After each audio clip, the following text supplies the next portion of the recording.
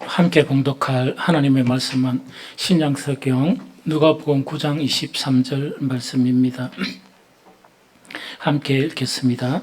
또 무리에게 이르시되 아무든지 나를 따라오려거든 자기를 부인하고 날마다 제 십자가를 지고 나를 따를 것이니라. 아멘. 한 번 더 읽겠습니다. 또 무리에게 이르시되 아무든지 나를 따라오려거든 자기를 부인하고 날마다 제 십자가를 지고 나를 따를 것이니라. 아멘.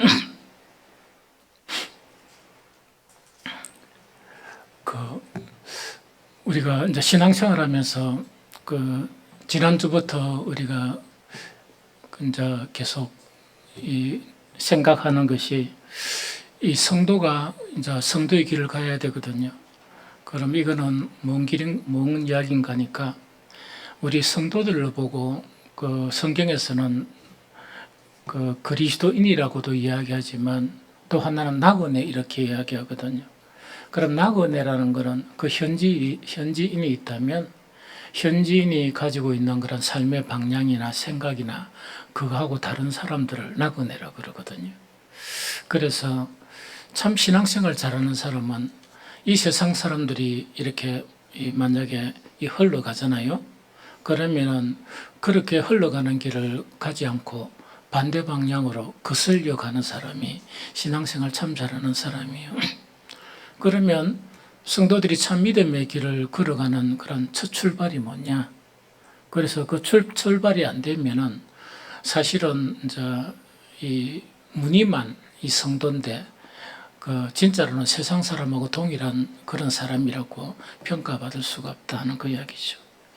그 다음에 우리가 성도가 되면 하나님께서 우리를 구원해 주신 그 구원 자체가 너무 감사해 가지고 어떤 생각을 하는 성도가 있는가 하니까 나는 주님의 일을 하고 싶다, 이런 성도들이 있거든요. 그래서 주님의 일을 한다는 것은 꼭 목사나 교역자만이 하는 거 아니에요. 평시도도 아주 훌륭하게 그 일을 잘 감당할 수 있고 그 일을 할 수 있는 길이 다 열려 있거든요. 그러면은 주를 위해서 이렇게 일을 한다, 이것도 뭔가니까 첫 출발이 어디서부터 출발해야 되는가? 그러면 만약에 성도로 걸어가는 길이다, 또 주를 위해서 내가 이제 살겠다, 그러면은 이제 닫힌 문이 탁 열려서 가야 되거든요. 그 길을. 그런데 그 문을 탁 여는 것은 무엇이냐 하는 그것이 대단히 중요하거든요. 그래서 예수님께서 아무든지 나를 따라오려거든 하면서 이 세 가지를 가르쳤어요. 그래서 지난주에 우리가 이야기한 자기를 부인하고, 그래서 자기를 부인하고, 오늘은 설교 주제가 자기 십자가를 지고 하는 그 이야기거든요. 이 두 가지거든요. 그러면은 이 두 가지, 그 다음에 다음 주에 마지막 우리 이제 설교하는 이 나를 따르는 거, 예수님을 따르는 거, 요 세 가지 없이는요, 성도가 될 수가 없어요. 그래서 사람들이 생각하는 그리스도인, 교인, 이거는 될 수 있지만 참 예수님의 그런 이 성도들이나 이것은 되기가 너무나 어렵다 하는 그 이야기죠. 그래서 반드시 자기 부인이라는 것이 우리 속에서 나타나야 됩니다. 이게 안 나타나면 10년 동안 교회를 다니거나 선교를 하거나 아무 소용이 없습니다. 특히 목회를 한다 손 치더라도 별로 의미가 없어요. 그 다음에 그 두 번째 오늘 나누는 것이 자기에게 주어진 십자가를 져야 돼요. 이것을 못 지게 되면은 그것도 아무 의미가 없다 하는 그런 이야기죠. 오늘날 교회가 참으로 이제 이 경건한 그런 사람들에 의해서 슬퍼 보이는 게 뭐냐? 성도들은 그래도 많이 남아 있는데 이게 형성이 안 된 분들이 너무 많은 거예요. 그렇게 참 너무 많은 거예요. 자기 부인이 전혀 안 돼 있고, 그 다음에 자기 십자가를 질 수 있는 그런 성도가 없는 거예요. 그러다 보니까 참으로 슬프고 또한 슬픈 그런 현실이다 하는 것이죠. 지난주에 우리가 이야기한 자기 부인을 간단히 다시금 이야기하면 뭔가 하니까 자기 부인은요, 자기 부정하고 달라요. 그래서 사람들이 자꾸 이제 주님이 자기 부인하러 가니까 자기를 부정해 버리는 거예요. 나는 안 된다. 교회 안에서 나는 이거 못한다. 나는 저것도 못한다. 뭐 이런 식으로 자기 부정을 해버리거든요. 그거는 자기 부인은 아니에요. 그래서 자기 부인을 하라는 것은 그 자기 부정과 달리 무엇을 부인하라는 거 아니까 우리가 원래 그 아담과 하와가 창조를 받을 때는 하나님 형상으로 창조받았어요. 그럼 하나님 형상이라는 것은 우리 속에 있는 마음, 우리 속에 있는 지정의, 또 우리 속에 있는 사랑, 이것이 고스란히 하나님의 것을 가지고 그대로 이렇게 이 바다가 이제 사람이 된 거예요. 사는 것도 이 세상이 아니고 어디에 살았는가 하니까 하나님의 동산에서, 쉽게 이야기한 우리가 가야 될 하나님의 나라에서 살았던 거예요. 그런데 사탄이 우리를 미혹함으로 선악과를 먹게 되었습니다. 이 선악과를 먹고 난 이후에 가장 문제가 바로 뭔가니까 하나님의 신이 우리 가운데 함께 하지를 못하는 거예요. 하나님의 형상이 다 부서져 버린 거예요. 우리의 생각도, 우리의 그런 의지도, 또 우리의 사랑도, 우리의 인격도 처참하게 다 변해버린 거예요. 그러다 보니까 우리는 하나님의 나라에 살지 못하고 쫓겨난 거예요. 그러면서 하나님의 형상대로 우리를 만드셨기 때문에 비록 범죄해가지고 하나님의 나라에서 쫓은 것은 뭐냐? 거기에 같이 공존할 수가 없는 거예요. 그래서 쫓아버렸는데 가만히 내버려두면 어디 가야 되겠느냐? 우리를 미혹한 마귀와 함께 어디 갈 수밖에 없느냐? 지옥에 밖에 갈 수가 없었어요. 그런데 하나님의 구원은 그때부터 시작이 된 거예요. 그래서 하나님의 복음 기쁜 소식인데 옛날에는 모세를 통해서 율법을 주셨어요. 그 다음에 예수 그리스도를 통해서 새 언약의 말씀을 주셨어요. 그런데 주셨는데 그건 좀 차이가 있는데 어쨌든 간에 이제 주셨는데 문제는 자기가 부인 안 되면 우리를 살리는 복음을 아무리 주셔도 이게 귀에는 들리는데 머리에는 뱅뱅 도는데 나를 바꾸는 데는 아무 역할을 못하는 거예요. 그러면 자기 부인이란 거는 복음을 받아들이려고 그러면 뭐가 부인되어야 되겠습니까? 나의 타락한 인성, 나의 타락한 생각, 나의 타락한 그런 여러 가지 의지, 나의 타락한 여러 가지 이론들이 있죠. 이거는 아니다 이래야 되는데 그거를 맞다 이라고 이렇게 붙들고 그 다음에 또 성경을 이래 보는 거예요. 그러고 성경을 엄청 많이 읽고 막 이렇게 하는 거예요. 그런데 문제가 자기 부인이 안 되면은 하나님의 목적인 구원이 안 일어나는 거예요. 하나님의 목적은 구원인데 예수님의 장성한 분량이 있죠. 장성한 분량이라는 것은 우리가 잃어버린 하나님 형상 있죠. 그 형상대로 우리의 마음과 인격이 회복이 되어야 되는데 그걸 부인하는 거예요. 그렇게 내 자아를 그거를 탁 이렇게 잡고 있는 거예요. 그러면서 서로 막 다투면서 뭐냐니까 왜 다투는 거니까 자기의 어떤 자존감의 문제나 이게 상하면 막 다퉈요. 이걸 막 지키려고 하는 거예요. 그 지키려 하다 보니까 아무리 목사가 복음을 전하고 막 아무리 성경을 읽고 이래도 변화가 없다 하는 거야. 그래서 자기 부인이 필요한 거예요. 그런데 교회를 좀 오래 다닌 사람들은 이게 뭐냐니까 자기 부인이 초신자들이나 세상 사람들에게 필요한 거라 생각해요. 오해예요. 우리가 우리의 인격이나 마음이나 사랑이나 모든 의나 자비나 국률이나 이 모든 것이 예수님의 수준이 다르려 그러면 조금 일하다가 한 요 정도 올랐었죠? 그걸 맞다 생각하고 탁 움켜쥐는 거예요. 요거를 부인 못하면 왜 되는 거니까 한 단계도 올라갈 수 없어요. 그 수준에 맴돌다가 죽어본 거래요. 그래서 자기 부인이란 것은 우리가 천국 갈 때까지 주님이 우리를 부르실 때까지 내가 형성된 것이도 이때 부인은 형성된 것을 부인하라는 게 아니고 이것으로는 충분하지 않다. 요 정도 변화시켜 주신 하나님 너무나 감사하지만 이것 가지고는 충분하지 않다. 이래 생각하고 그것 하는 것이 부인이에요. 거기에 탁 내려놔져야 또 한 단계 더 올라가지. 그래서 신앙생활하면서 가장 안타까운 분들이 신앙생활을 10년, 20년 했는데 엄청 조금 바뀌기는 바뀌었어요. 바뀌었는데 수준이 너무 미미해가지고 막 이렇게 나아가는 사람들이 보면은 세상 사람들이나 뭐 크기나 똑같아요. 그것도 그것 가지고 자랑을 엄청 하네. 그것 가지고 막 이렇게 막 엄청 자기를 막 내세우고 이러네요. 내세울 게 하나도 없더만은. 그래서 자기 부인이라는 것은 그것을 의미한다 하는 거야기죠. 자기 부인이 없이는 절대로 하나님의 목적인 그런 이 구원이 일어나지 않습니다. 자기 부인이 없이는 우리가 결단하면서 나도 주를 위해서 뭔가를 해볼까, 주님의 사역을 감당해볼까 이야기죠. 그것도 출발이 자기 부인이에요. 자기 부인이 없는 사람은 열심히 일을 해도 하나님이나 거룩한 사람들이 또 보면 열심히 일을 하는데 저 양반 왜 저렇게 열심히 일하노 하는 그런 생각하는 거예요. 왜냐하니까 그게 주님의 일이 아니니까, 자기를 위한 일이니까. 그런 일들이 너무 많아요. 선교지에도 그런 일들이 너무 많고 교회 안에서도 그런 일이 너무 많고, 그러다 보니까 냄새가 들어와가지고 정말 한 번씩은 이렇게 좀 훌쩍 떠나고 싶어요. 왜?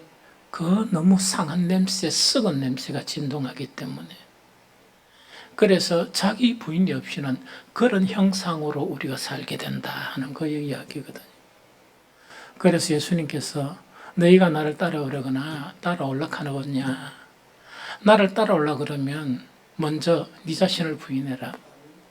왜?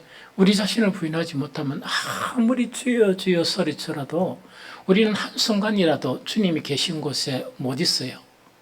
주님이 계신 곳에 같이 있으려고 그러면 자기 부인이 돼야 되지. 그게 이제 첫 번째 자기 부인이다 하는 거예요. 그죠? 그래서 나는 우리 성도들이 계속 자기의 자아가 무너지는, 정말 지난주 이도라 그랬죠. 이도와 에고가 지속적으로 계속 무너지면서 슈퍼에고라는 것은 하나님의 그 아들의 이 뭡니까 장성한 분량하고 슈퍼에고는 비교가 안 됩니다. 차원이 다르거든요. 그런데 슈퍼에고에 이러지 말고 정말 예수 그리스도의 장성한 분량에 이렇게 한 발짝 한 발짝 한 계단 한 계단 올라가는 그 여러분들이 되었으면 좋겠다 하는 그런 생각이 듭니다. 오늘은 이어서 자기 부인과 함께 뗄래야 뗄 수 없는 자기 십자가예요. 자기 부인과 함께 뭘 해야 되는가? 자기 십자가를 지어야 돼요. 자기 십자가 못 지는 사람도 똑같습니다. 하나님의 온전한 아들로 안 되고, 두 번째 아무리 뭐 자기는 주의를 한다고 이렇게 열심히 하도 그거는 하나님 일이 안 돼요. 이게 이제 문제다는 거야기죠. 그래서 오늘은 자기 십자가, 예수님께서 네 십자가를 지라 그리고 따라오라 하는 거야, 그 말씀이거든요. 그럼 우리가 함께할 십자가, 우리가 져야 될 그런 십자가에 대해서 오늘은 살펴보려고 그래요. 예수님께서 성경에서 아무든지 나를 따르거든 자기 부인하고, 두 번째 네 십자가를 지고 하는 자기 십자가를 진다, 이 의미 있죠. 이 의미 자체만큼 많이 논란이 된 그런 성경 구절도 없을 것이다. 그 다음에 또 한 가지가 뭐냐, 많이 오해하고 있는 그런 주님의 말씀도 없을 것이다 하는 그런 생각이 들어요. 그래서 많은 사람들이 어떡하면 뭐 십자가 이래 이야기하는데 그거는 아니에요. 그런 예수님께서 말씀하신 정말 자기 십자가를 지라 하는 그 의미하고 다른 걸 가지고 자꾸 그걸 갖다가 이렇게 맞다고 이렇게 꾸역꾸역 주장하고 맞다고 위로하고 막 이런 분들이 많거든요. 그런데 그런 의미하고 좀 차이가 있을 것이다. 그래서 오늘은 완전하지는 않지만 그래도 우리가 최소한 오해하지 않는 거 있죠. 아닌 걸 막 기다고 뿌르뿌르 내세우는 그런 일이 없도록 오늘은 자기 십자가의 의미가 뭐냐 하는 그 부분을 이제 생각하려고 합니다. 자기 십자가, 즉 예수님께서 우리 각자에게 하는 거예요. 니는 네 십자가를 지라는 이야기거든요. 니는 네 십자가를 지고 니를 부인하고 나를 따라오라는 거거든요. 그러면 정말 우리의 그런 십자가, 예수님 말씀하신 자기 십자가의 의미를 알라 그러면 예수님의 십자가하고 우리가 져야 될 그 십자가의 개념을 파악해야 돼요. 그래서 오늘은 설교가 먼저 결론을 말하고 이 부수적으로 이 설명하면서 최대한도로 상세하게 이렇게 살펴보려고 합니다. 예수님의 십자가는요, 그 절대적인 진리 자체가 우리의 무엇을 위해서? 우리의 구원을 위한 겁니다. 우리의 구원을 위해서 가장 문제가 되는 게 죄의 문제거든요. 그 죄를 대속하기 위한 십자가였습니다. 사실은 이거는 절대 진리거든요. 그런데 예수님은 이게 절대 진리인데 예수님이 십자가를 질 수밖에 없던 동기가 성경에 나타나 있어요. 그 동기는 대단히 중요합니다.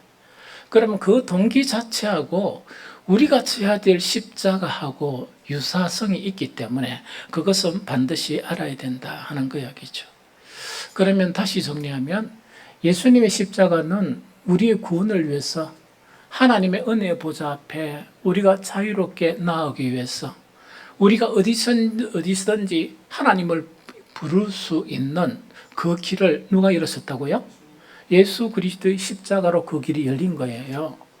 그런데 문제는 뭐냐니까 예수님이 십자가를 져야 되죠? 져야 되는데 뭐냐니까 제자들아 모여라 이래가지고 예수님이 십자가 나무 하나 가져온나 망치하고 가져온나 하면서 예수님이 그걸 갖다가 스스로 못 박을 수 있습니까? 못 박힌 그 십자가를 이 나무를 올로 씌울 수가 있습니까? 안 되죠.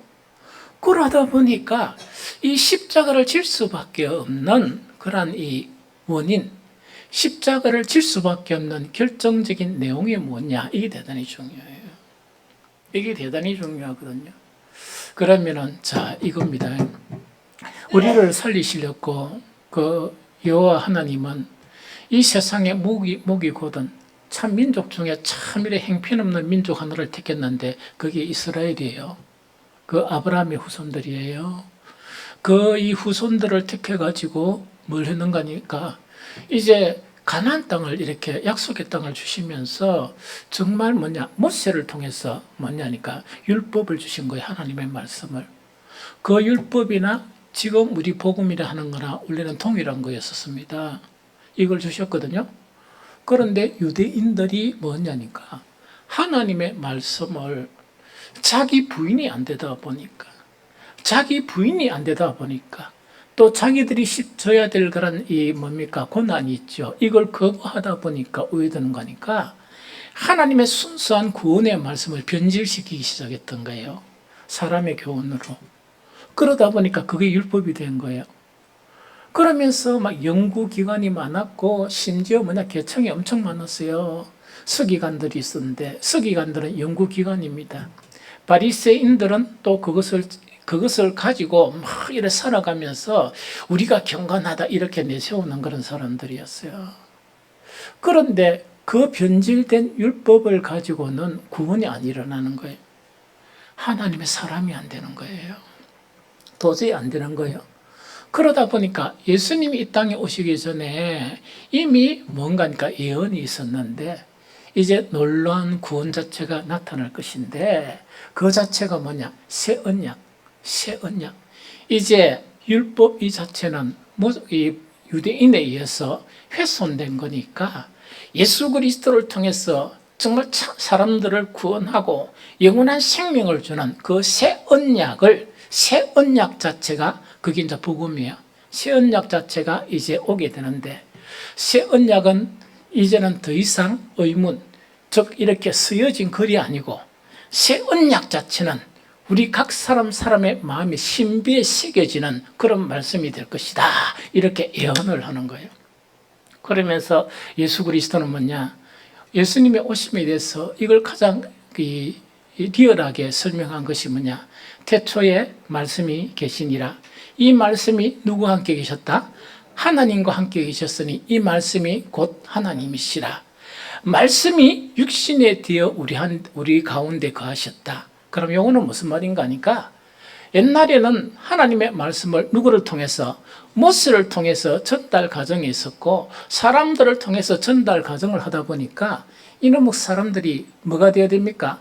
자기 부인이 되면서 그 말씀을 겸손하게 정말 이렇게 막 받아들였다 그러면 하나님의 그런 말씀으로 이렇게 보존할 수 있었는데 이놈의 인간들이 그 다음에 유대인들이 또 유대인들이잖아. 아주 잔인한 유대인들이거든요. 그 유대인들이 뭐냐니까 말씀을 변질시키는 거예요. 그러니까 하나님은 뭐냐? 이제는 그런 가정을 안 통하고 말씀 자체, 하나님이신 말씀 자체를 육신을 입어서 이 땅에 보내신 분이 누구라고? 예수 그리스도였어요. 그러면서 예수님은 뭐냐? 천국 복음, 새 언약, 즉 구원의 복음, 생명의 복음을 이렇게 선포를 하신 거예요. 자, 그럼 여기서 문제가 생겨요. 어떤 문제가 생깁니까? 생명의 말씀을 선포하려고 그러면 여전히 남아있는 것, 언약이 남아있죠? 무용지물인 애언약이 남아있죠? 그럼 사람들이 혼란이 일어날 거잖아. 애언약 자체를 따르는 사람도 있고 새 언약을 따르는 사람도 있을 수 있겠죠? 그런데 정말 새 언약이 선포되려고 그러면 뭐가 폐지돼야 됩니까?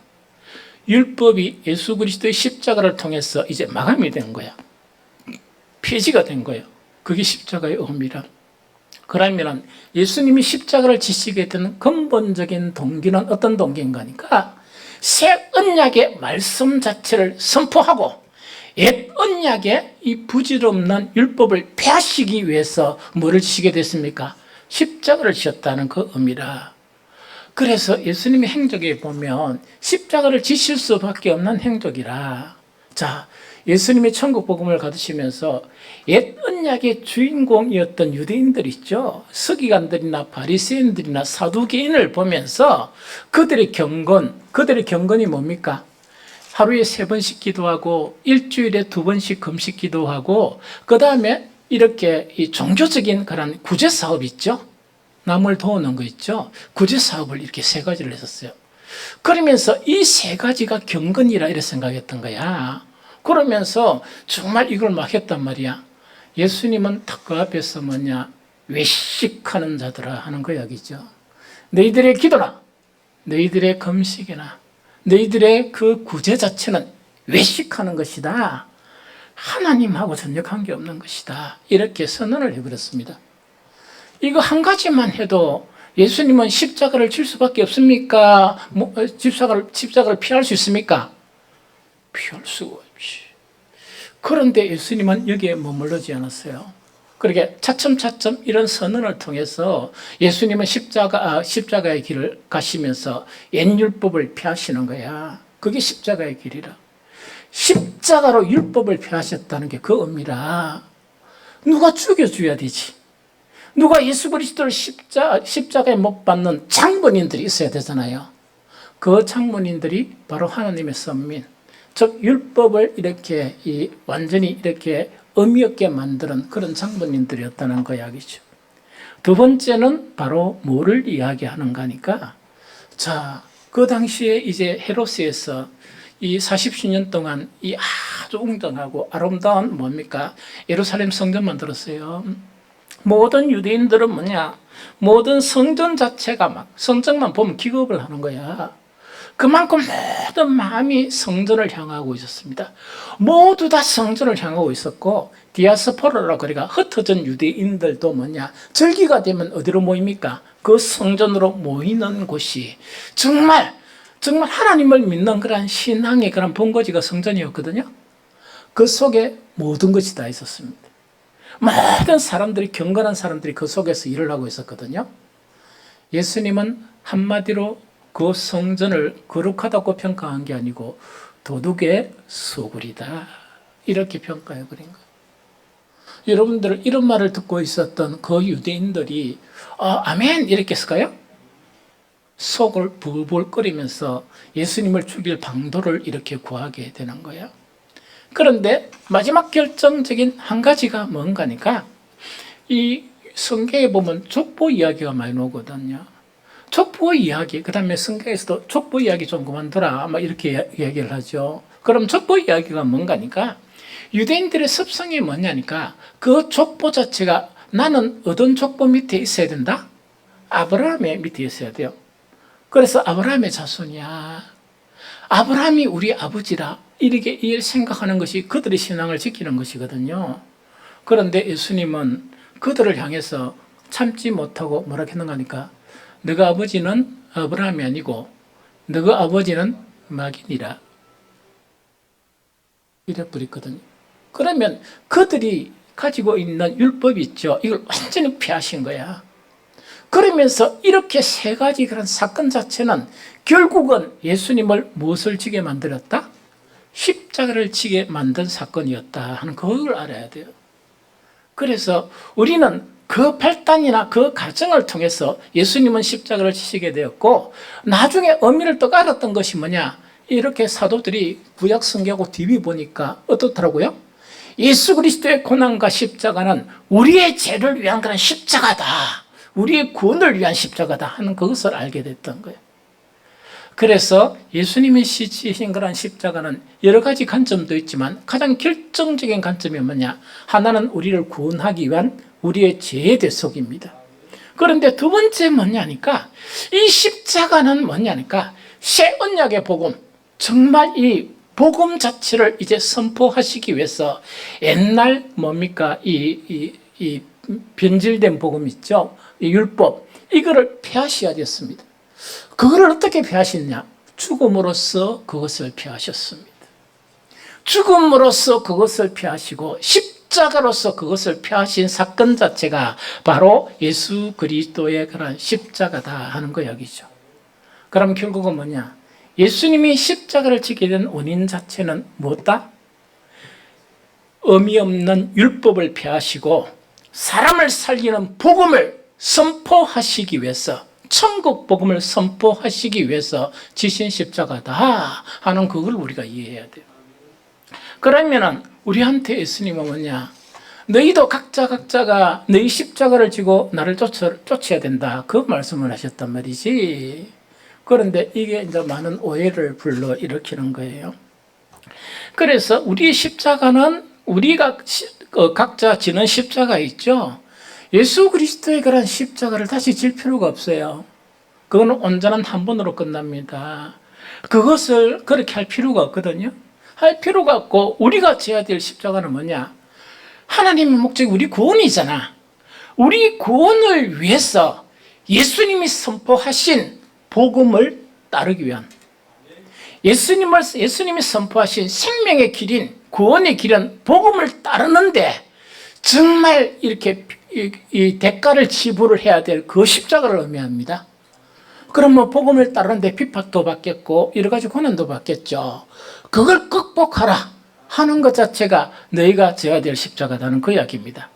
두 번째 바로 뭐냐니까, 예수님께서 죽음으로써 새 언약의 말씀을 선포하셨는데, 우리도 유대인들처럼 이 새 언약의 말씀을 변질시키면 됩니까, 안 됩니까?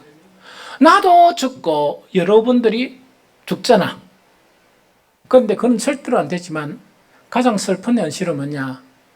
오늘날 교회 다니는 사람들의 상당수 부분 자체가 복음에 변질되어 있습니다.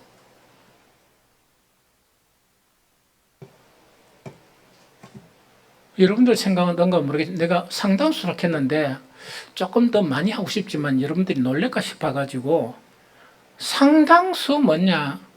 예수 그리스도의 복음이 아니고 자기 복음이야. 말도 안 되는 자기 이론 가지고 신앙생활 하는 분들이 너무 많다는 이야기거든요.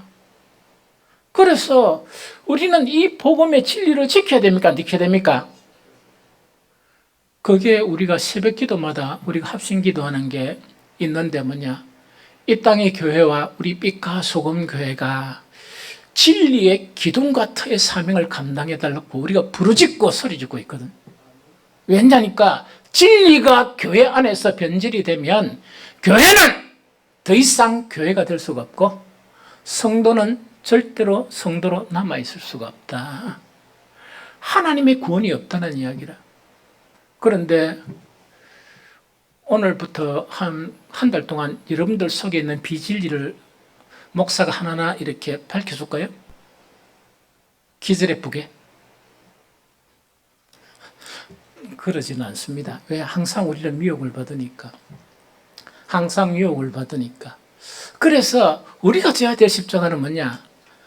그 순수한 예수님의 복음의 말씀을 따르다 보니까 여러 가지 환난이나 고통을 따르면은 그거를 극복해야 된다는 그 이야기라. 그걸 극복하라 하는 것이 우리가 져야 될 십자가야. 두 번째 뭐냐니까 복음의 진리의 말씀이 있는데요. 세상 풍조나 온갖 이론이나 이단 세상이나 또 사탄의 그런 뭡니까 이 사탄의 일꾼들이 이 뭡니까 복음을 변질시키려고 그래요. 그러면 그걸 우리가 지켜야 됩니까? 안 지켜야 됩니까? 지켜야 되죠. 지키다가 보니까 어려움을 당하게 되죠. 그러면 그 어려움을 극복하는 것이 우리가 십자가를 져야 될 그런 십자가다 그 의미입니다. 한 가지 더 나아가게 되면은 특별한 경우예요. 어떤 특별한 경우가니까 우리가 또 제가 이렇게 이야기하니까 우리가 막 이렇게 전도하는 그런 거 수준을 이야기하지 말고 복음을 전하는 사람들이 있었습니다. 복음을 전하는 사람들 자체는요, 정말 이제 고통만 당한 게 아니고 정말 끝끝내 뭐냐 순교, 예수님처럼 십자가를 지는 그런 길을 걸어갔습니다. 원래 십자가는 의미는 죽음입니다. 그런다고 해서 여러분들이 실질적으로 죽어라 그게 의미가 아니고 정말 보통 평신도들에게 요구하는 네 십자가를 지라는 것은 복음으로 살아간다 그러면 많은 그런 반발이 있고 많은 이 방해가 있고 많은 또한 이 고난이 있고 이런데 그걸 극복하라 그 이야기입니다. 그런데 실제로 복음을 가지고 이렇게 나아가서 사는 그런 사람들은 그 고난만 받은 게 아니고 결국은 순교 자리에 이르게 됐었어요. 그래서 예수 그리스도의 사도뿐만 아니고 이 땅에 이 복음이 전거되기 위해서 수많은 피들을 흘렸습니다. 그 다음에 우리의 이 땅에 교회가 세워지고 교회가 이렇게 유지되는데 우리 정말 못 배우고 정말 가난하고 한 우리의 이렇게 할머니들, 우리의 할아버지들의 피가 이 땅에 그 복음을 지키는데 그 피를 흘렸기 때문에 오늘날 우리는 그 덕에 이렇게 잘 사는 거예요. 그 덕에 잘 사는 거예요. 그러고 나라 복잡하죠? 방법은 딱 한 가지라. 목사가 이야기하는 방법은 대통령 욕하지 말고 여러분들 마음에 들든 안 들든 시험 보는 누굽니까?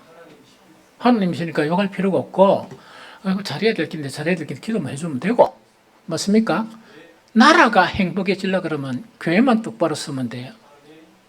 진리만 잘 지키고 진리 위에 정말 쓰고 성도들만 똑바로 잘 살면 되는데 잡탕들이 돼가지고 하나님의 말씀에 대한 무지는 정말 너무나 이 극치에 도달하게 되고 그 다음에 자기 이론으로서 끄적끄적 신앙생활하면서 교만이나 부리고 그런 교회의 모습을 보면서 어떻게 나라가 잘 되겠습니까?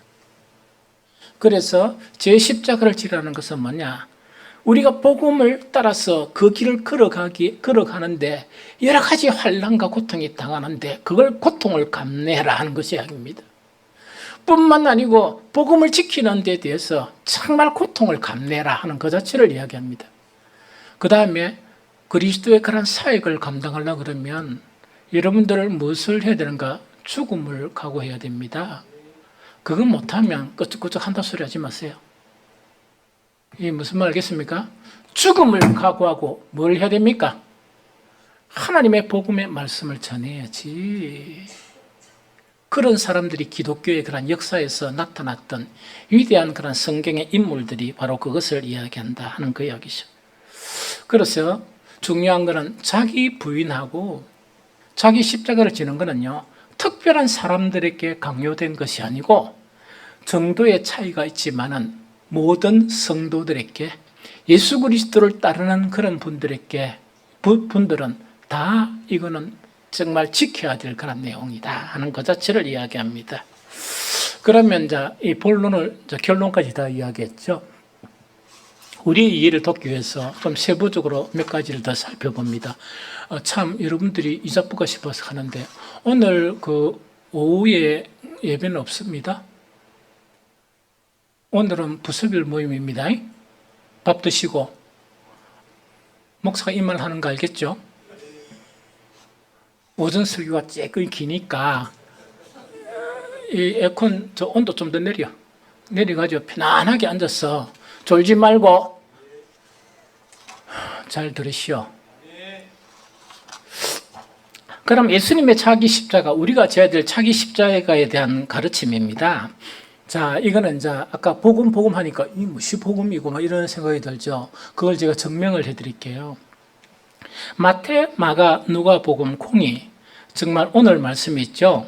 아버는지 나를 따라 그러거든 자기를 부인하고 날마다 제 십자가를 지고 나를 쫓을 것이니라. 요거는 마태, 마가, 누가복음의 콩이 다 기록되어 있는 말씀이에요.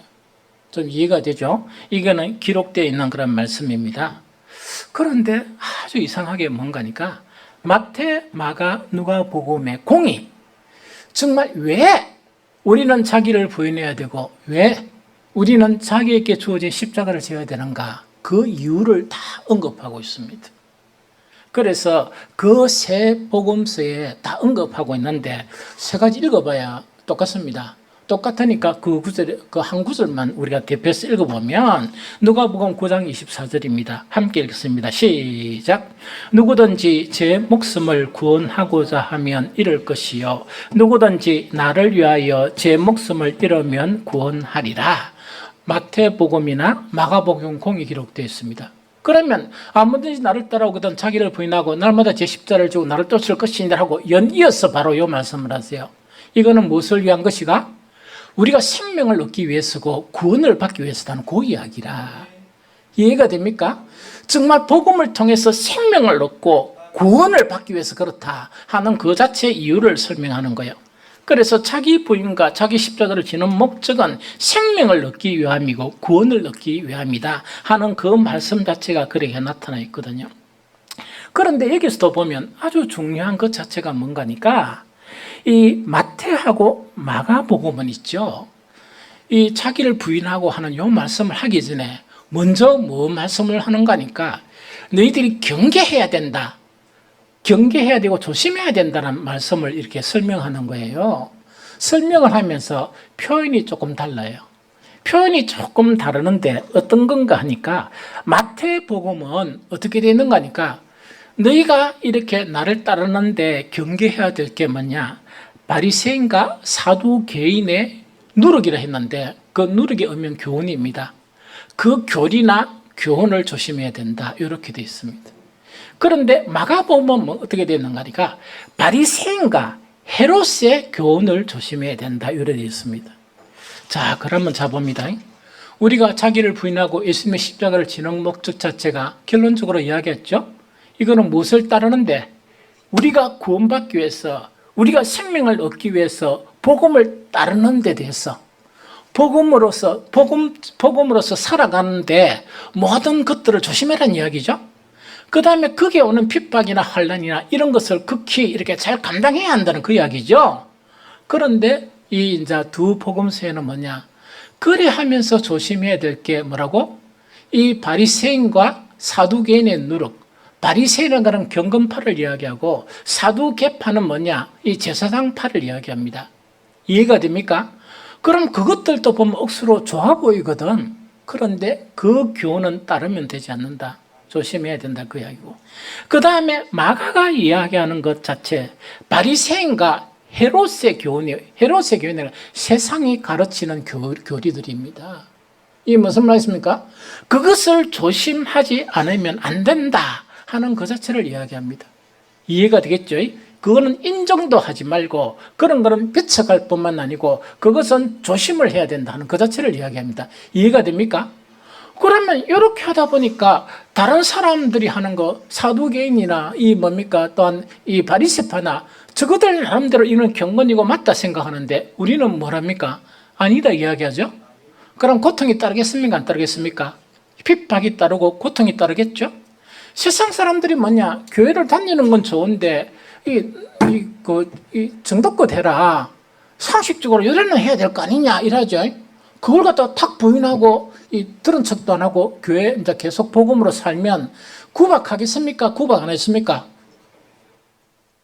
그 구박을 감내하지 못하면, 그 고통을 극복하지 못하면 예수 그리스도를 따를 수가 없다는 그 이야기입니다.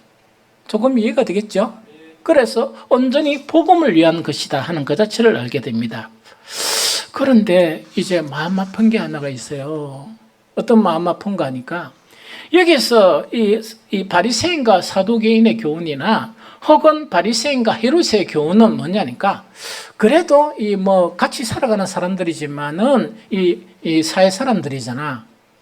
예수님은 그것만 이야기한 게 아니고 예수님 한 걸음 더 나아가서 이렇게 말씀을 하시는 거예요. 그러면 그 정도 고통 가지고는 안 된다. 더 큰 고통도 이거는 감내해야 된다 하는 그것을 좀 말씀하세요. 슬프게도. 그럼 그것이 뭐냐? 누가복음 9장 26절입니다. 우리 같이 읽습니다. 시작. 누구든지 나와 내 말을 부끄러워하면 인자도 자기와 아버지와 거룩한 선사들의 영광으로 올 때에 그 사람들을 부끄러워하리라. 한 번 더 시작. 누구든지 나와 내 말을 부끄러워하면 인자도 자기와 아버지와 거룩한 선사들도 볼 때에 그 사람을 부끄러워하리라 하는 요거 이야기했거든요.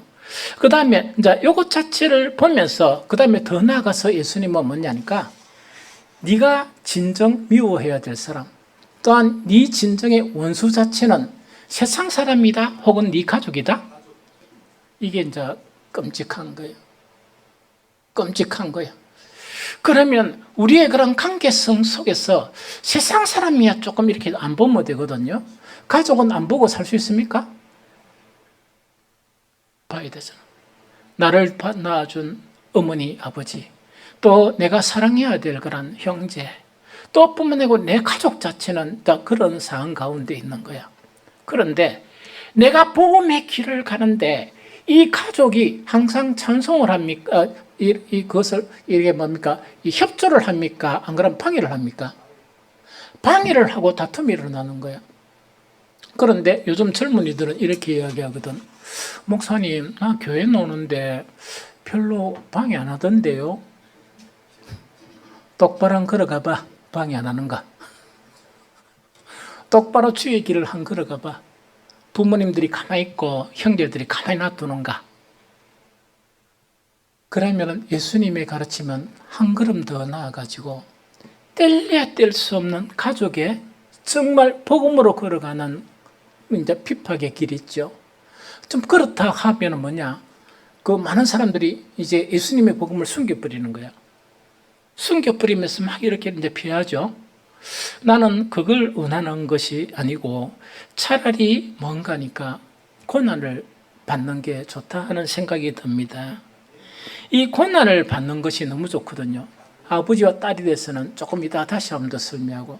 그래서 이거는 뭔가니까 우리가 복음 자체를 이 세상 보니까 정말 여러 가지 핍박을 하면서 그것이 꼭 그렇게 살아가야 되느냐 이렇게 하거든요. 그러다 보니까 이 세상에 대해서 우리가 뭘 하는가 하니까 이 복음을 이렇게 숨기고 그렇게 전체 다는 아니지만 그렇게 하거든요. 그럴 때 예수님은 뭐냐? 그 핍박을 감내를 해야지. 빛은 빛이라고 있는 것이고 진리는 선포하라고 있는 것인데 그걸 감추고 부끄러워하면 어떻게 되겠느냐 하는 그 이야기거든요. 그러면은 나중에 예수님이 오실 때 하나님 앞에 나도 너를 부끄러워하리라 하는 그 말씀이거든요. 그래서 우리는 정말 우리가 져야 될 십자가의 의미 자체가 딴 곳에 의미를 두게 되면 이상한 형태의 그런 신앙, 오해가 이렇게 생기는 그런 부분이다 하는 이야기죠. 특히 요한복음에서는 예수님이 십자가를 지죠. 져야 될 그런 상황에 대해서 어떻게 십자가를 질 수밖에 없느냐, 어떻게 세상으로부터 핍박을 받지 않을 수가 없느냐 하면서 요한복음 15장 18절 19절에 이야기합니다. 읽어봅니다. 이건 세 번역을 했습니다. 시작. 세상이 너희를 미워하거든 세상이 너희보다 먼저 나를 미워하였다는 것을 알라. 너희가 세상에 속하였다 속하여 있다면 세상이 너희를 자기 것으로 여겨 사랑할 것이다. 그러나 너희는 세상에 속하지 않았고 오히려 내가 너희를 세상에서 가려 뽑아내었으므로 세상이 너희를 미워하느니라. 자, 왜 세상이 우리를 미워할 수밖에 없느냐 하니까 뭐냐니까 예수님을 미워했기 때문에 그렇다는 이야기거든요. 왜냐하면 여기서 세상이라는 거는요, 우리가 생각하는 세상 사람뿐만 아니고 여기서 세상은 유대인들과 모든 것들을 포함한 세상이에요. 그러면 여기서 가장 결정적인 게 유대인들이겠죠? 유대인들이 왜 예수님을 이렇게 미워합니까? 자기들의 경건을 무시해버리니까, 자기들의 성전 자체를 갖다가 아니라 그러니까, 자기들의 정말 이 믿음의 조상인 아브라함의 믿음의 조상이 아니고 너희의 낳은 자는 누구라고요? 마귀다 이래버리니까 그 예수님을 안 미워할 수밖에 없죠. 그러면은 자 봅니다. 그럼 예수님에 속한 사람들은 동일한 관점을 가져야 됩니까? 안 그러면은 다른 관점을 가져야 됩니까? 그러면은 핍박 안 받으려고 하면 이렇게 하면 돼. 맞아요. 성전 맞아요. 이거 있지? 그것도 맞아요. 그 교리도. 그래서 여러분들의 그런 조상은 아브라함 맞습니다. 여러분들의 기도는 예수님은 뭡니까? 외식하는 자들아 이랬는데 여러분들은 할렐루야 이러면서 있답니까? 그 앞에서 이렇게 그렇게 이야기하면 핍박 받겠습니까? 안 받겠습니까? 그래서 요즘 뭐냐? 아이고 교회 다니는데 핍박 안 받는데요? 잘 안 살아봐요. 핍박 안 받는지. 원래는 핍박이 따르게 되어 있습니다. 우리는 뭐냐? 세상 속에 같은 무리들 속에, 율법 속에 있는 우리들, 이상한 관점의 종교를 가진 우리들, 또 내 안에 살던 우리들을 예수님 한 사람 한 사람 뽑아가지고 주님 안에 이렇게 거하도록 하기 위해서 뽑아 세운 사람들이야. 그러면은 뭐냐니까 주님을 세상이 미워했다 그러면 우리도 미움받을 수밖에 없습니까? 있습니까? 미움을 받지. 그 이야기라. 옛날에 신앙생활 하다 보면 이런 경우가 있어요. 요즘은 핍박이 없지만 가면 교회 다니는 사람들이 막 이렇게 핍박을 해요. 특히 좀 경건하게 사는 사람들은 핍박이 엄청 많이 하거든요. 핍박을 많이 하는데 년주는 핍박하다가 안 되니까 이제는 가까이 옵니다. 다 가까이 와서 하는 말이 뭔가 뭘 알아요. 그래서 뭘 모르는데 얘기는 저거 전부 다 교회 다니는 인간들이라 이야기라. 그랬어요. 뭐. 저것들 전부 다 교회에서 무슨 직분인 그거 다 받아가더라 이야기거든요. 그러면서 옛날에 그 사람들 칭찬했잖아요. 이렇게 하면 그때는 술 먹는데 같이 따라가고 또 따라가고 다 하니까 좋아했지. 저건 아니라 가짜야 이랍니다. 실컷 칭찬해놓고 진짜 속으로는 뭡니까? 욕을 막 이렇게 해야 되는 거야. 저거 하나 행실 안 봐봐. 저 교회 다니는 인간들이 하더라 이러면서 엄청 욕하거든요. 이게 무슨 말 좀 알겠습니까? 그래서 오히려 우리가 핍박받는 것이 오히려 정말 우리의 그런 이 나아가는 길에 훨씬 도움이 됩니다. 그 다음 직장생활 하면서 극심하게 핍박한 사람들 있죠?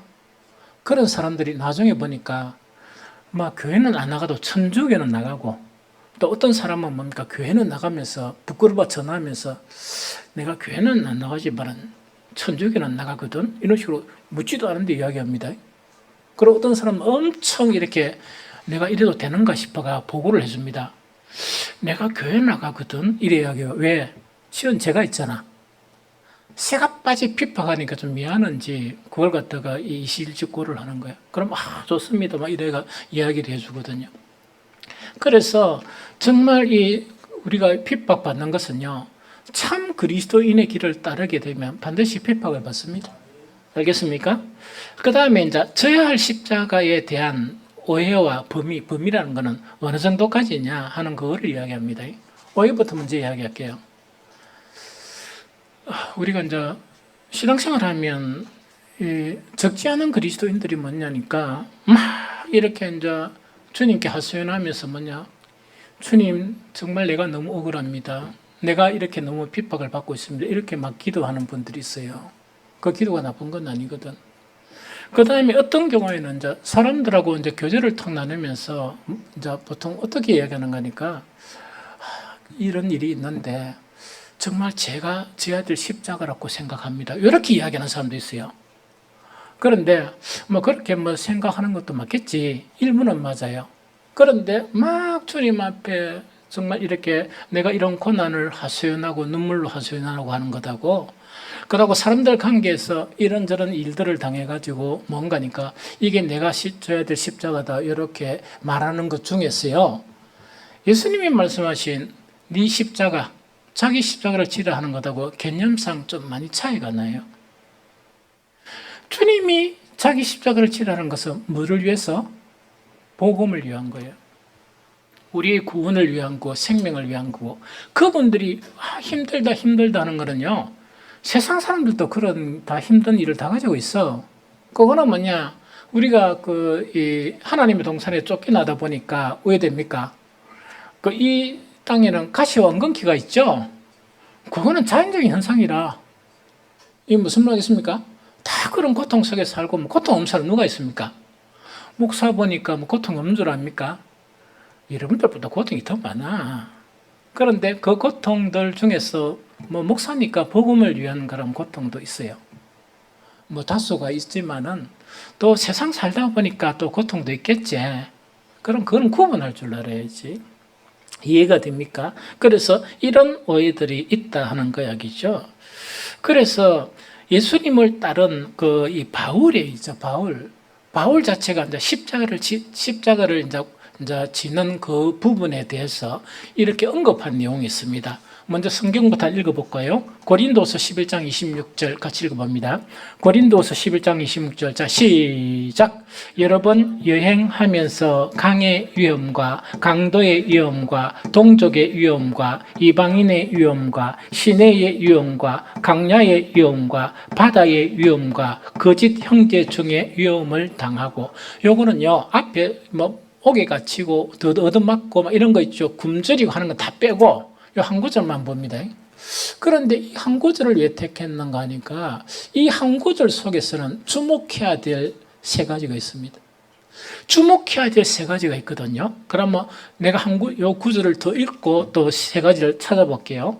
여러 번 광야의 위험, 여러 번 여행하면서 강의 위험, 강도의 위험, 동족의 위험, 이방인의 위험, 시내의 위험, 광야의 위험, 바다의 위험, 거짓 형제 축의 위험을 당하고 하는 이야기죠. 여기에서 주목해야 될 것이 세 가지가 있습니다. 그거는 강도도 아니고 딴 게 아무것도 아닙니다. 제일 첫 번째 어떤 위험인가 하니까 이방인의 위험이에요. 이방인의 위험을 이야기하고 두 번째 거짓 형제들의 위험을 이야기해요. 세 번째 마지막 이것이 사실은 제일 먼저 나옵니다. 이게 바로 뭔가 하니까 동족의 위험 이렇게 나와요. 그럼 이걸 설명해 할게요. 복음을 탁 전하다 보니까 왜 됩니까? 이방인들도 이방인의 신이 있습니까? 없습니까? 이방인의 신이 있잖아. 이방인의 신이 있다 보니까 복음을 전하다 보니까 거기서 핍박이 오고 위협 오고 심지어 온 성이 소란하고 이런 것들을 당하게 되는 거야. 그러면 그걸 한 딱 당했다고 뭡니까? 입을 딱 닫아버리면 왜 되겠습니까? 다음부터 더 이상 복음 못 전하죠. 그 고통을 감내하라는 거야. 이방인들에게 바울은 복음의 사명을 받았으니까 복음을 전하죠. 전하는데 그 고통을 감내하라는 이야기라. 이해됩니까? 그 다음에 두 번째가 뭐냐? 거짓 형제들의 위험이야. 이게 막 머리 아프거든요. 거짓 형제들의 위험은 탁 이래가지고 말이니까 다 아멘, 아멘, 할렐루야, 찬양같이 해. 그런데 가짜야. 가짜라는 건 뭐냐? 진짜로 그러면 살아가는 삶의 방향이 뭐야? 하나님의 말씀이어야 되잖아. 그런데 하나님의 말씀은 몇 가지만 지켜. 한 몇 가지만 지키고 그것보다 더 많은 수백 가지 자체는 안 지킵니다. 그러면서 아멘, 아멘, 막 이래가 뭐 이래한다, 그죠? 그러면 하나가 될 수 있습니까? 안 됩니까? 그 다음에 나중에 부딪힐 수 있습니까? 안 부딪힐 수 있습니까?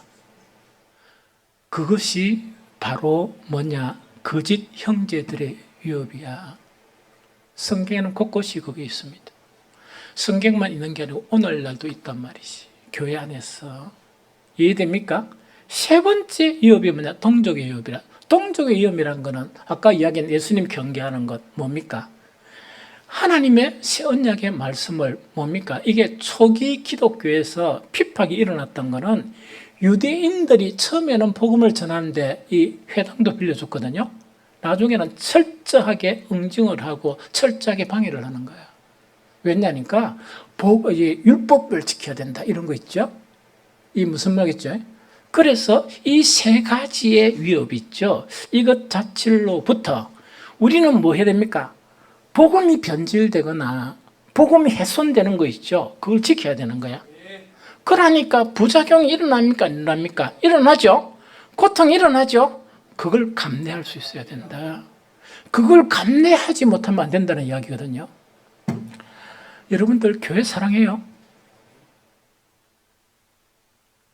저는 오늘날 교회 성도들을 보면서 가장 마음이 안타까운 것 중에 하나가 교회의 개념을 모르는 거예요. 교회가 얼마나 소중한 것을 몰라요. 그러다 보니까 한 번씩 속이 막 너무 답답해요. 교회는 예수 그리스도의 피로 값주고 산 것이 교회예요. 이 세상에서 예수님을 나타낼 수 있는 유일한 곳이 교회입니다. 왜? 예수님의 몸이기 때문에. 그 정도 소중하거든요. 정말 그럼 교회 자체는 무엇으로 지어지는가? 모퉁이 돌이 되신 예수 그리스도와 사도와 선지자들이 터 위에 세워지는데 이거는 뭐냐? 예수님의 복음을 이야기해요. 오로지 복음 위에서만 교회가 세워지는데 이단 사상이 난립하고 세상의 풍조가 난립하고 사람들이 교제하면서 그걸 갖다 이렇게 하는데도 불구하고 아무 경계성이 없는 거야. 이 완전 펑 퍼지가 있답니까? 이 완전히 무엇이 이상한 게 돼가지고 맞는 것처럼 막 그걸 동조하면서 막 끄떡거리 쌓고 이러면은 그게 무슨 교회고 그게 무슨 주님의 부름을 받은 사람들이야. 이 무슨 말 좀 이해가 되죠? 그게 너무 마음이 아픈 거야. 목사로서 보는 거는 그게 너무 마음이 아프다 이야기죠. 그래서 바울이 전쟁을 했던 거, 바울이 고통을 감내했던 것은 복음 자체를 순수성을 지키기 위해서 이렇게 이방인의 교훈들을 이렇게 싸우고 뿐만 아니고 거짓 형제들 있죠. 막 옆에 살살거리고 막 이렇게 동역자로 이야기하는 사람들, 내 중에 하나하나 다 떠나버린 그런 사람들이 있죠. 그런 사람들과 이렇게 알면서도 속고 속는 게 아니고 알면서도 이렇게 하면서 그 영혼들을 위해서 기도하는 그런 고통의 감내, 그걸 이야기해요. 특히 이단 사상, 그 다음에 같은 유대교, 같은 하나님이지 않느냐, 그러고 구약 성경도 같은 말씀이지 않느냐 이러다 보니까 그 속에서 지키려고 그러니까 시언약의 말씀을 지키려고 그러니까 얼마나 힘든 싸움이 있고 얼마나 힘든 고통이 있겠느냐. 이게 우리가 져야 될 십자가의 의미입니다. 이게 우리가 십자가에 대한 의미라. 그 다음에 예수님은 이것밖에 없고 아까 잠깐 이야기했죠. 가족관계에 대해서 이야기합니다. 한번 읽어봅시다. 마태복음 10장 35, 39절 자 읽어봅니다. 시작. 내가 온 것은 사람이 그 아버지와 딸이 그 어머니와 며느리가 시어머니와 불화하게 하려 하매니 사람의 원수가 자기 집안 식구리라. 아버지나 어머니를 나보다 더 사랑하는 자는 내게 합당하지 아니하고 아들이나 딸을 나보다 더 사랑하는 자도 내게 합당하지 아니하며 또 자기 십자가를 지고 나를 따르지 않는 자도 내게 합당하지 아니하리라. 자기 목숨을 얻는 자는 잃을 것이요 자기를 위하여 자기 목숨을 잃는 자는 얻으리라. 똑같은 동일한 말씀을 하죠. 그러면 십자가의 범위 자체가 어떤 범위냐? 아까 이야기했죠. 외부 사람들이야 또 그렇지만 가장 이렇게 아무리도 끊을 수 없는 그런 관계. 이거는 이제 혈족, 자기 부모와 자식과의 관계, 형제의 관계를 이야기하거든요. 그런데 예수님은 선언하신 게 정말 지 원수가 바로 가족이다. 이거는 무슨 이야기인가요? 이야기입니다. 성경에는 형제들을 돌봐야 됩니까? 안 돌봐야 됩니까? 돌봐야 됩니다. 그런데 형제들을 돌보고 하는 것은 맞는데 정말 그 형제들이나 부모 때문에 복음을 변질시킬 수 있습니까? 못 시킵니까? 죽어도 못 시켜요. 그러면은 형제들이나 이 자매들이나 복음 자체가 변질될 수가 없어요. 그들이 아무리 요구하고 그들이 아무리 이렇게 핍박하고 이렇게 이해하지 못한다 손치더라도 우리는 변질시킬 수가 없는 거야. 이게 우리가 져야 될 그런 십자가이다 하는 그 이야기거든요.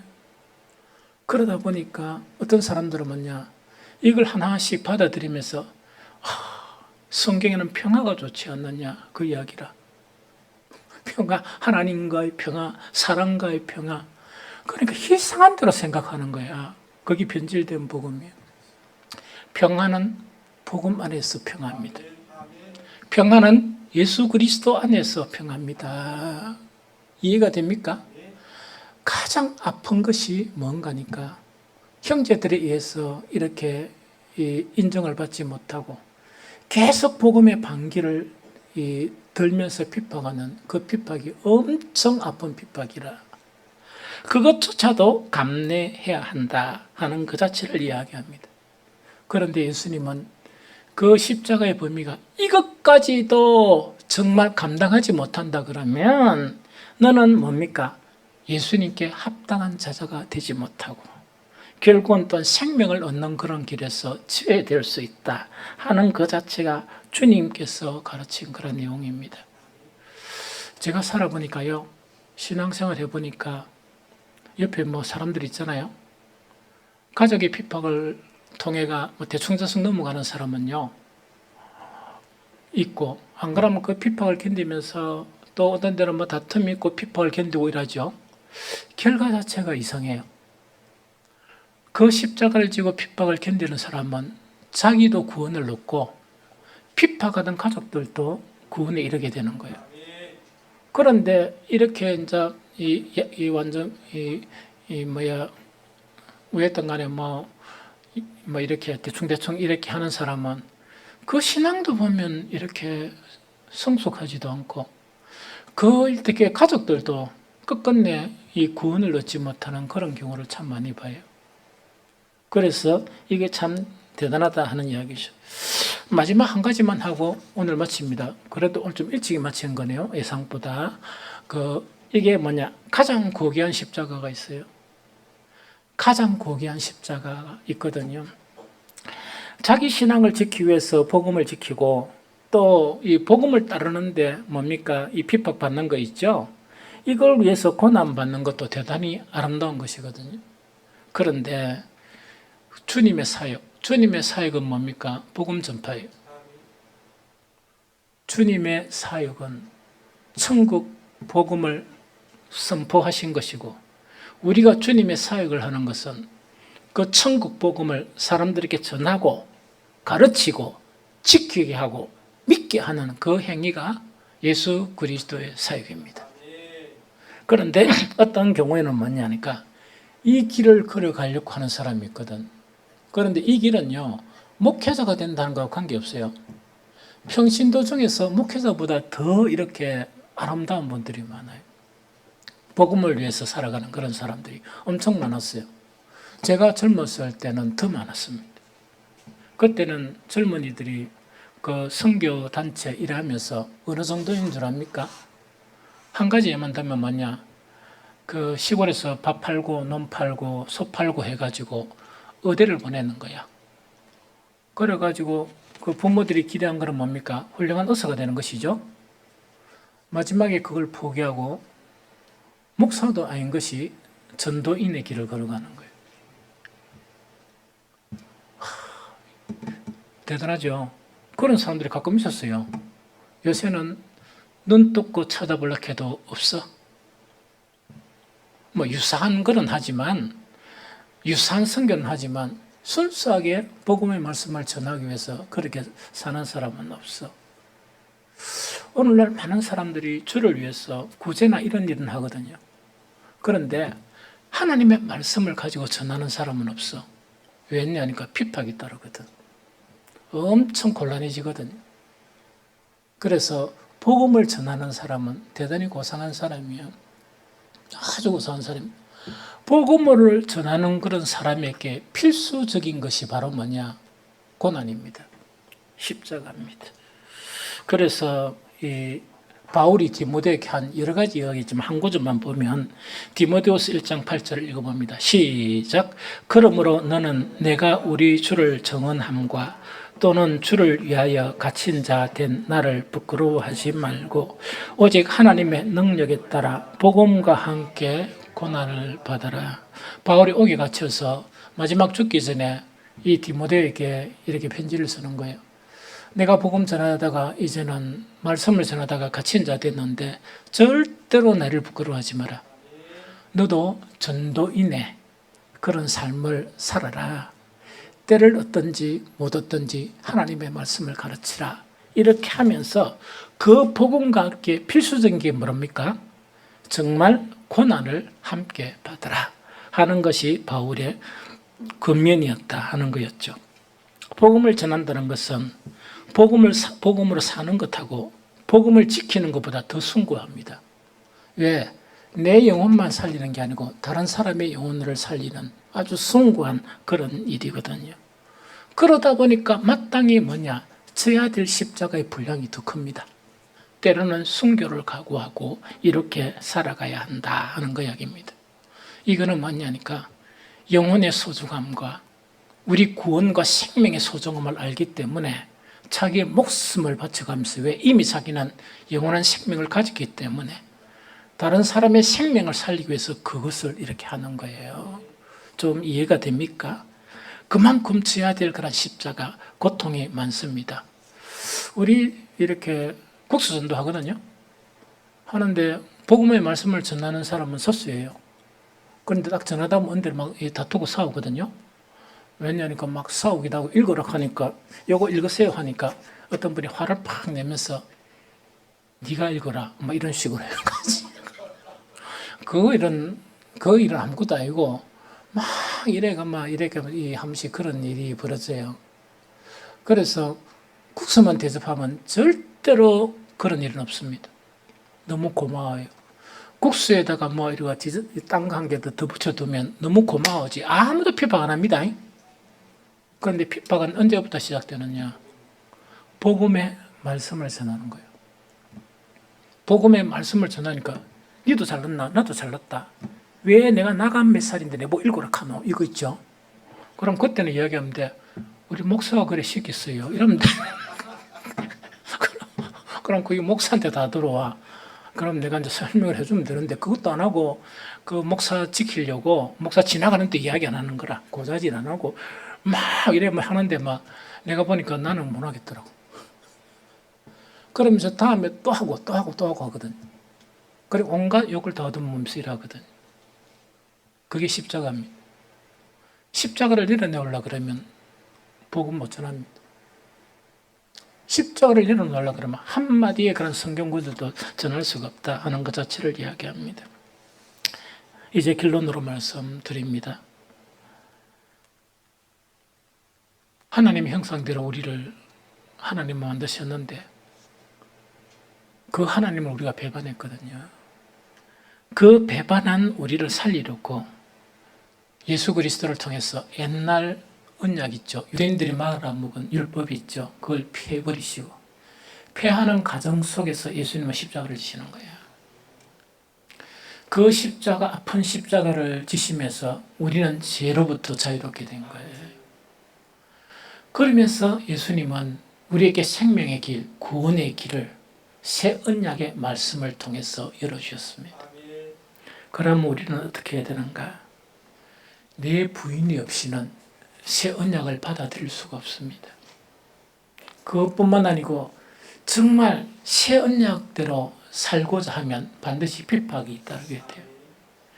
우리에게 주어진 십자가를 지지 않고서는 우리는 이 길을 갈 수가 없습니다. 교회가 만약 좋은 것이고 교회가 만약 이렇게 뭐 좋은 것만 있는 것이 아니고 우리는 우리 자신을 부인하는 아픔을 감내해야 되고 우리에게 주어진 십자가를 정말 그 십자가를 지는 아픔을 감내해야 우리는 그 생명의 길을 걸어갈 수가 있습니다. 저는 거짓말하고 싶지 않습니다. 오늘날 이 땅에 아직 많은 성도들이 남아있으면 수백 명은 남아있다 그래요.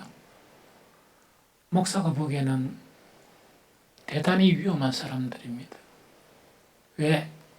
그들에게는 기초가 무너져 있습니다.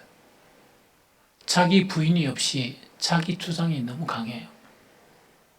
어때 성도가 자기 주장이 강합니까? 그래가 어떻게 성도입니까? 하나님을 믿는다는 성도가 어떻게 자기 주장이 강해? 그거는 바리새인들이 하는 짓이야. 그거는 이단 사상을 가진 그런 사람들이 하는 짓이야. 예수 그리스도의 장성한 분량이 이르려 그러면 우리는 그 발밑바닥도 못 따라가는데 어떻게 자기 주장이 강할 수 있어? 그러면서 자기를 끊임없이 부인하면서 나에게 주어진 십자가를 감당해야만이 우리는 그 구원의 길을 갈 수가 있습니다. 이런 길을 걸어가는 저와 여러분들이 되시기를 예수 그리스도 이름으로 축복합니다.